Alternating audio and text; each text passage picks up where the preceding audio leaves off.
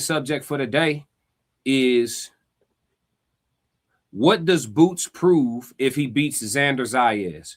Jaron Boots Ennis has a title, a unification bout coming up against Xander Zayas, the youngest unified champion in the sport of boxing. Xander Zayas is a Puerto Rican champion of good heritage, and he's a very, very confident fighter. Boots Ennis 35-0 with 31 knockouts. Xander Zayas is 23-0.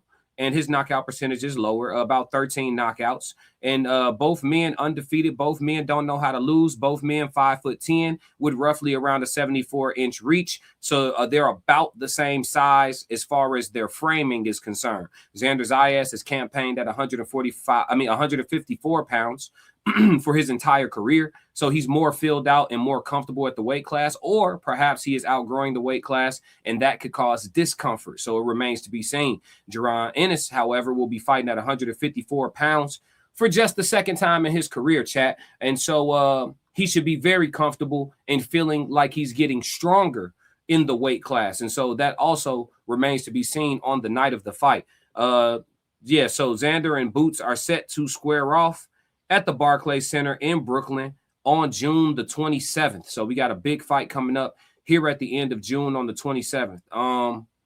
Let's see. Soft Rain says, Souls, I've definitely learned a lot. Y'all learning from watching my channel? That's what's up. You know, I had some people that swear they know about boxing tell me I don't know nothing about boxing. You know what I'm saying? But them betting slips don't say that. You know what I'm saying, chat? The betting slips don't say I don't know what I'm talking about. Yeah.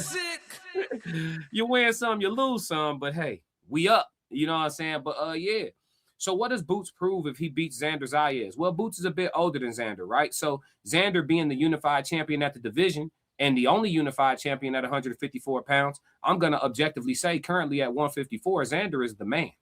He's the man. If you're the only unified champion in the division, meaning you hold 2 or more belts, and the other belts are dispersed amongst other men, one would be with Sebastian Fondora, and the other is with a no-name, right? So Xander's that guy right now, even though Fondora is seen to be the most challenging task in the division, being a tall, 6'5" guy fighting at 154 pounds. He presents physically imposing challenges, right? But Xander, as far as accomplishments, he's done more. He's won 2 belts and taken them off of the champion. So we're going to respect that.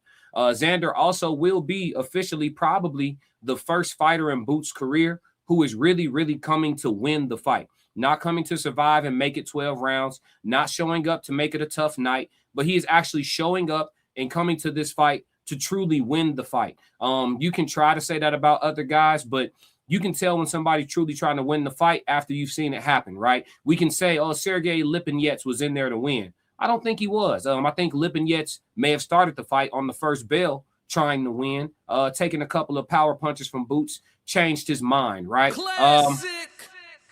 So I don't know that he's a guy. See, that's what I mean. So when you come to win a fight, taking a couple of hard shots, and I don't care if you get in there with the guy, when you come to win the fight, listen to what I'm saying when I mean come to win the fight. When you show up to win the fight and the fight begins and you find out that this guy's hands feel like he's literally punching you with bricks, literally, that's what it feels like. And you decide, well, that's what we're going to have to go through tonight to get it done. And you continue to press on and try to win round after round after round in spite of the pain. That's a person who comes to win the fight. A person who acting like they came to win the fight, they feel that power and they change their fucking mind. Classic. Right? They start making executive decisions. You know what? I'm just going to survive this one. We call it getting on the bike, right? Start moving around a lot, pawing with the jab, clinching, hugging, holding, hugging, clinching. You know what I'm saying? And you just continue to survive. But you know that you're losing and you know that you're going to lose. That is not a fighter who has come to win. I think that this will be the first fight where a fighter has truly come to win the fight. If it isn't for Boots, it'll be the second fight, because I do believe Roman Villa, though he didn't have the physical skill set to ever have a chance to beat Boots, and I said that, he didn't have the physical skill set to ever have a chance, but he did have determination. Villa got his ass beat proper because he never stopped trying. So I will give Villa some credit. But this might be the first athlete, a guy with a good jab, good footwork, boxes in circles, good combination punching, respectable power, confidence, a unified champion, an undefeated record. This is the first guy on Boots' resume like that. And so because of that, we're going to learn something about Boots, and we're going to learn something about Xander here in just a few weeks. Boots proves to me, honestly, Boots proves to me if he should beat Xander, and I'm gonna say if the fighters would both say win, right? Boots will say win, Xander will say win about themselves winning the fight. But I'm gonna say if Boots should beat Xander Zayas, he proves that he solved his issues with footwork. And when I say issues with footwork, I mean this: if Boots had better footwork when he fought Karen doesn't survive 24 rounds with Jaron Boots Ennis. And that's just what it is, objectively speaking. I get it. It's hard to knock out a guy who doesn't want to engage. But literally, Triple G, Gennady Jananayevich Golovkin, sorry if I pronounced that middle name wrong. I tried, Triple G. But if Triple G made a career out of knocking out niggas who was moving and trying not to get knocked out, don't tell me it's not possible, right? If Roberto Duran made a career out of getting the people that was trying not to be got to, don't tell me it's not possible. If Mike Tyson made a career out of walking people down who didn't want to get walked down, don't tell me it's not possible. So if you want to get a knockout, if you're superior in skills, talent, and power, and a guy wants to survive with you from the opening bell, and you've got 36 minutes to go get him, if you can't go get him, that means that your footwork can be improved. Is that fair, chat? Classic. Is that fair? Because what did we all say after we saw the first Karen fight? Boots needs to learn how to do what? Cut off the ring. I'm only going to do this once. And I'm going to tell you this right now. For all the people in Philadelphia who think that Jaron Boots Ennis is completely immortal, said, let's go Boots. Yes, sir. What up, KB? What up, Ian2Deep? What up, FBA Economics? Yeah, for all the people in Philadelphia and on the East Coast that talk about Boots like he's an immortal, I'm here in Chicagoland area, and I look at him as a human being. Classic. You know what I'm saying? I don't think Boots is a Mortal Kombat character or none of that shit. I think he's a great fighter. I think he has an excellent skill set, but I don't think he's unbeatable. I don't think any man is unbeatable. And so because of that, I'm gonna talk about the fight from the frame of reality. I don't think that Boots knocks out Xander Zayas.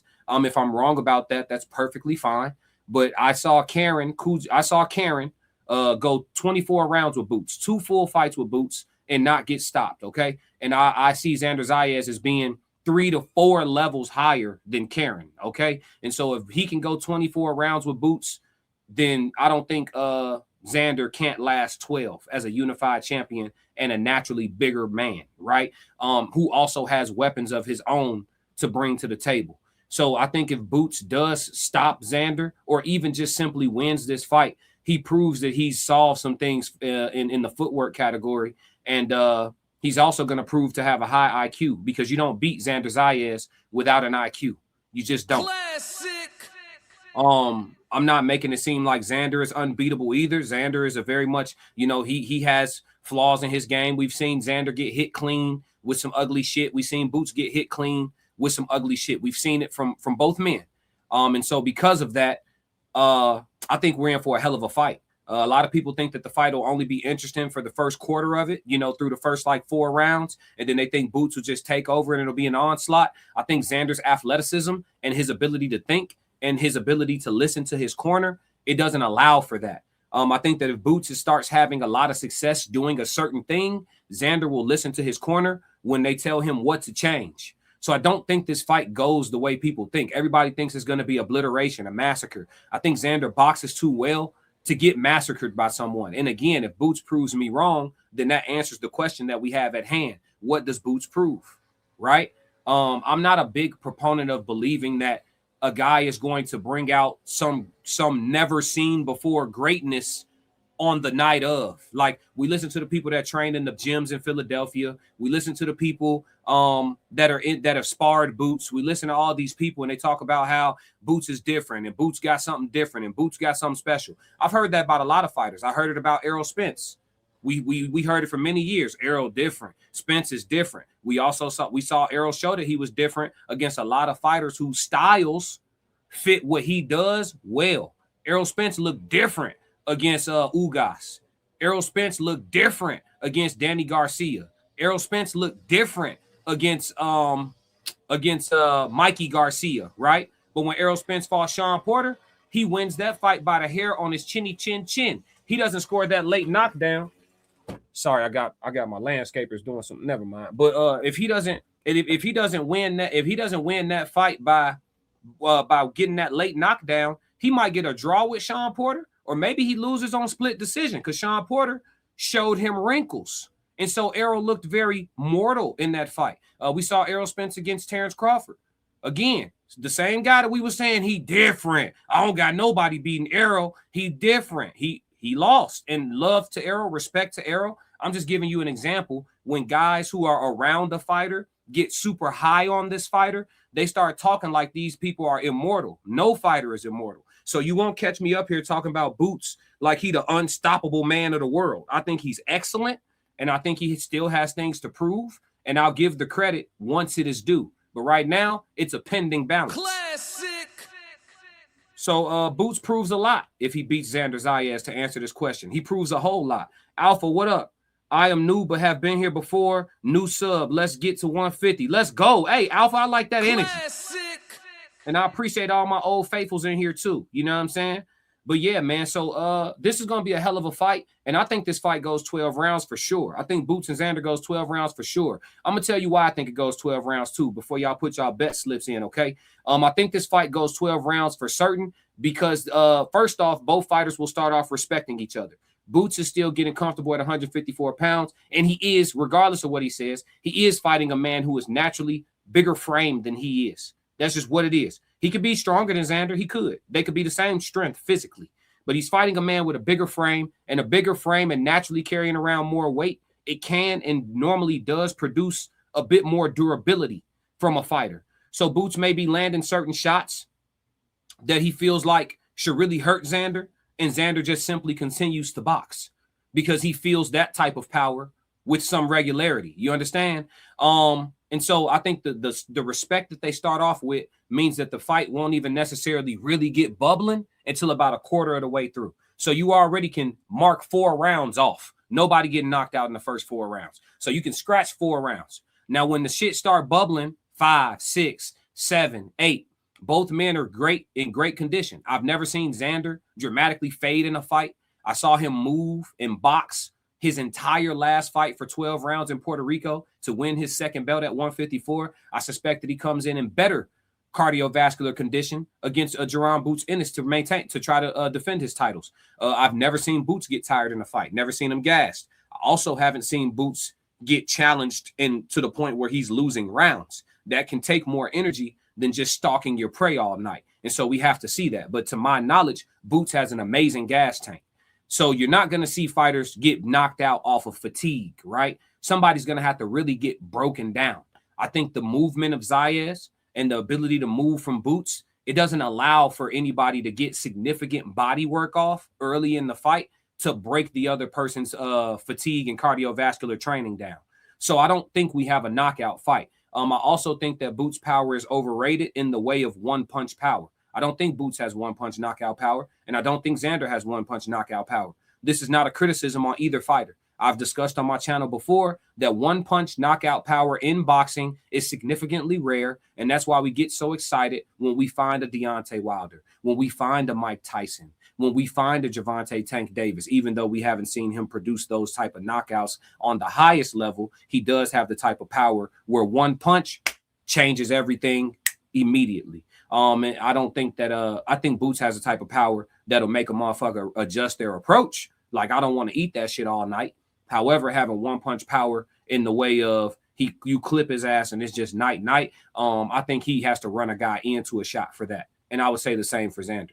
Anybody can knock somebody out with one punch if you run them into it, or if they run into it, right? But just on some, like, you see it coming and this shit just hitting so hard that it just devastates you, I don't think either man brings that to this fight. Now, they would disagree. They're supposed to. They're in the gym training their asses off. And they probably have clipped some shit in the gym that make them feel like, you know, that's what's popping. So, but yeah, I think we get a decision. And I do have Boots winning this fight. But we'll get into final predictions as the fight gets closer, because we have a lot more details and nuances to discuss about this fight as it draws closer. So we will come back to this subject matter as the next few weeks go on. and these men get closer and closer to fight shape and fight weight. We want to see what these guys look like on the scales, right? Xander coming down from being a heavier guy. We want to see if he has a healthy weight cut, because that could change the way I see the fight going as far as decision or not, right? So yeah, Into Deep said Boots is volume power shots. Yeah, he throws volume power shots. Absolutely. So it's like a David Benavidez type thing. Cumulative damage with great respectable thudding power. I think that's what Boots is. So yeah, we'll be back to this sooner than later. And y'all let me know how y'all feel on the rewatch in the comments as well. Let's move. If you like what you just saw, support the channel. Make sure you subscribe, like, and jump in the comments. Talk to me so we could crack these codes. If you want to support the channel monetarily, go to my website and cop some merch, www.theclassiccodes.com. Or you can shoot me a Cash App. Either way, stick to the codes. Classic codes, I ain't taking it slow. Forgive me, Lord, I woke up in that mode. Weathered the winters when left in the cold. Hardened my heart.